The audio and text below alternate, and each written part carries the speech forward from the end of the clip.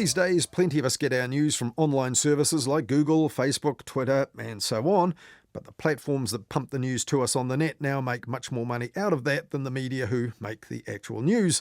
And various governments around the world have confronted the titans of tech to try and level that playing field by changing the law.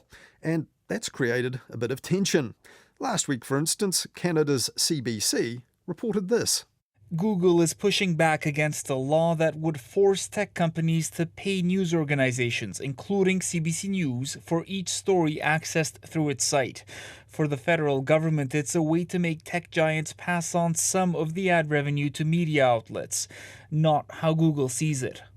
So what would this look like? This page you see now, mostly full of Canadian outlets about this very story, none of them would show up once the company makes its move. And it's not only Google pushing back and threatening to cut out Canadian news.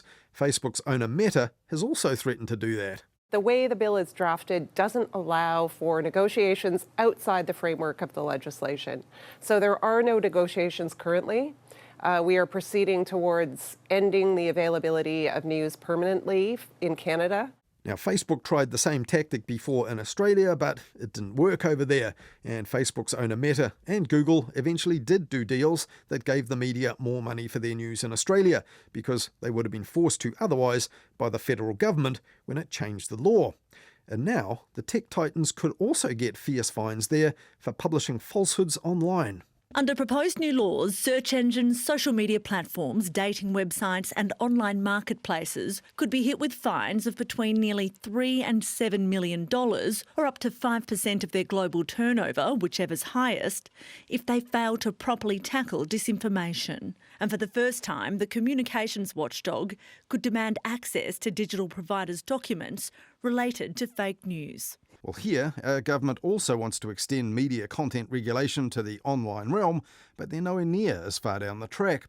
After 3 years of pondering the problem, the Department of Internal Affairs has only recently released a discussion paper, and public input on that is open until the end of this month. But by contrast, successive Australian governments, one right-leaning and the current one which leans to the left, have been willing to confront big tech in ways that governments the world over have been watching, including ours. In 2021, the Scott Morrison-led government legislated to force the big tech platforms to negotiate with Australia's news media to pay for the news that they carry on their platforms. And the architect of the Australian News Media Bargaining Code, Rod Sims, who was dubbed the man who forced Google and Meta to pay for news, told Mediawatch last year that the income in Australia has been substantial. I know for a fact that the payments were well in excess of 200 million. They weren't around 200 million, they were above 200 million. So if New Zealand is 1/5 of that, then 40 to 50 million sounds absolutely the right number. Now, our Broadcasting and Media Minister, Willie Jackson, has also been prodding the tech titans to do deals to compensate our news media, backed up by the prospect of a legislative backstop if they don't. Now, Google did reach agreement with some media outlets after that for its news showcase service, but not with media who banded together to seek a collective deal that they believed would be fairer for all. Last December, the Broadcasting Minister Willie Jackson told TVNZ's Q&A show that his government would change the law if deals weren't done by the Silicon Valley giants. It's not just about the big guys like Spinoff, it's about the Northern Advocate, it's about the Whanganui Chronicle, it's about the Otago Daily Times. We've probably lost 50% of journalists in the last 10 years. We've got to give hope to the small guy, to the small players out there. And so I'm really proud to bring forward this legislation to support them. It'll be a backstop more than anything else, because we're hoping that they will negotiate a good agreement. And it turns out the minister wrote to tech companies just before that, and Google, for one, wasn't too pleased. Documents released to RNZ under the Official Information Act subsequently included a letter from Google's New Zealand country manager, Carolyn Rainsford, telling the minister that Google had been dealing in good faith with other New Zealand news media. And she pointed out that the so-called small guys, like the Northern Advocate and Whanganui Chronicle, were actually part of New Zealand's second biggest publisher, NZME, which had already done a deal with Google for content on its news showcase. And Google also complained that the minister wasn't following standard practice with a policy paper allowing for public input. But how much might our media get from the likes of Google anyway? Well, the sums are confidential and commercially sensitive, and after the first Google deals last year, RNZ's business editor Giles Beckford could only get this response from Google's Sydney-based head of partnerships, Shilpa Junjunwala. We can't give you any kind of commercial numbers because they're all commercial in confidence, Giles, unfortunately. Are you able to suggest that, this is worth broadly millions for the publishing industries in New Zealand and for journalistic? Yeah, our global commitment for Showcase when we announced it in October 2020 is $1 billion over 3 years. But beyond that, we're not able to share anything specific to New Zealand. But this year, in February, Google did do a deal with TVNZ, and late last month it finally reached agreements with Stuff, the Otago Daily Times publisher Allied Press, the Spin-Off, and a bunch of smaller publishers, bringing the total number of publications to 47. But what about others, notably Meta, formerly known as Facebook? Well, Meta did a deal with the New Zealand Herald's publisher NZME in April, after NZME backed out of the collective effort to negotiate, but that's the only one we know of so far. So will that legislation Willie Jackson spoke of force the issue in the end? A draft hasn't been released yet, and as Stuff's Glenn McConnell pointed out recently, the October election means there will be fewer days for Parliament to consider bills this year. And if the government changes, National's broadcasting spokesperson Melissa Lee has told Stuff she didn't see what good would coming from forcing people to negotiate. So it's a matter of wait and see then for our news media, who have already been waiting quite a while. Back in 2021, journalism expert Andrea Carson from Melbourne's La Trobe University published a major report on misinformation in this part of the world that was funded by Facebook itself. And also in 2021, she published a major analysis of that groundbreaking deal that was struck with the Australian news media, in which she said that big tech's hold over the media industry might now be set to change. So, has it? That legislation was put in place in 2021 called the News Media Bargaining Code. And then the other prong, the one we're talking about now, to have a voluntary code on how they're handling mis and disinformation, which was also put in place in 2021. And what it does is it gives extra powers to ACMA, or enables its reserve powers to ensure that that voluntary code has a little bit more grunt.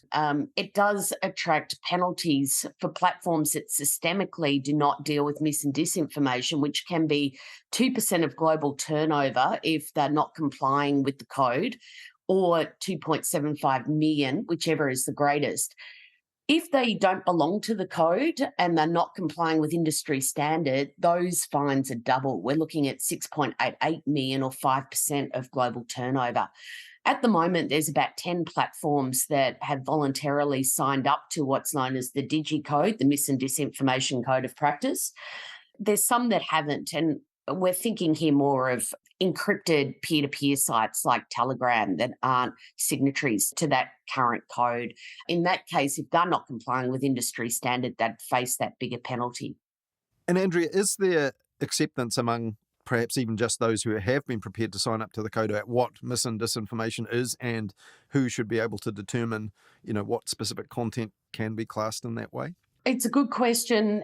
The problem is that misinformation and disinformation can be entwined. You can have someone acting in bad faith that can spread something maliciously, and then it can be picked up haphazardly by someone who thinks it's true, who's sending it on to friends and family.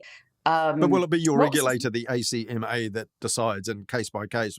Not exactly. They'll be looking at systemic patterns of how Facebook or Meta and Google and so forth are dealing with the broader problem of mis and disinformation on their platforms.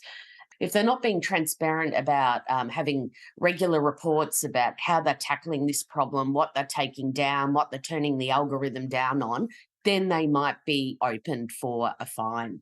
There's a few things it doesn't do. It's not going to, at this point, look at individual pieces of mis and disinformation, so we're not having a statutory authority making those judgments. It also excludes political content, and an area that I think is controversial is it's not looking at mainstream media content on the platforms that also might carry mis and disinformation.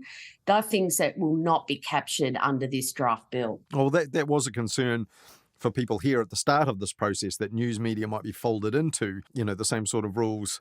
But interesting that in Australia, so now you have a Labor-led government rolling out this piece of legislation. And 2 years ago when we spoke, it was a very different flavour of government, a national and Liberal government led by Scott Morrison, backing up the news media in their negotiations to get payment for their news. Is there political consensus on this? Yes, you're right to point that out. When the News Media Bargaining Code came into power, it was a Conservative government that introduced that. But in Australia, as your listeners know, we've got the Murdoch empire. Rupert Murdoch and his executives were fairly proactive in making trips to Canberra, not Murdoch himself, but his representatives, and speaking to politicians. And they have been significant beneficiaries of the News Media Bargaining Code. The idea of that legislation is to try and get the platforms and the news companies to come together and make their own deals about what they think is a fair value exchange. 200 million Australian dollars has changed hands in 12 months. About 150 million of that has gone to our two major news players, which is News Corp, Murdoch's News Corp, and the Nine Entertainment Network. The consensus is really among mainstream media organisations. Legacy organisations are fans of the News Media Bargaining Code because it's opened up a new revenue stream for them. But the smaller startups and media outlets have not enjoyed the same level of revenue flow. Many have been shut out, particularly by Facebook. Facebook seemed to make a calculation that once it had done 13 deals, that was enough and just stopped engaging with media organisations. And to give you an example of that, our second public broadcaster, SBS, was not able to get a deal with Facebook, but did get one with Google. And the same was true of The Conversation, which is our academic digest, which I think you also have in New Zealand.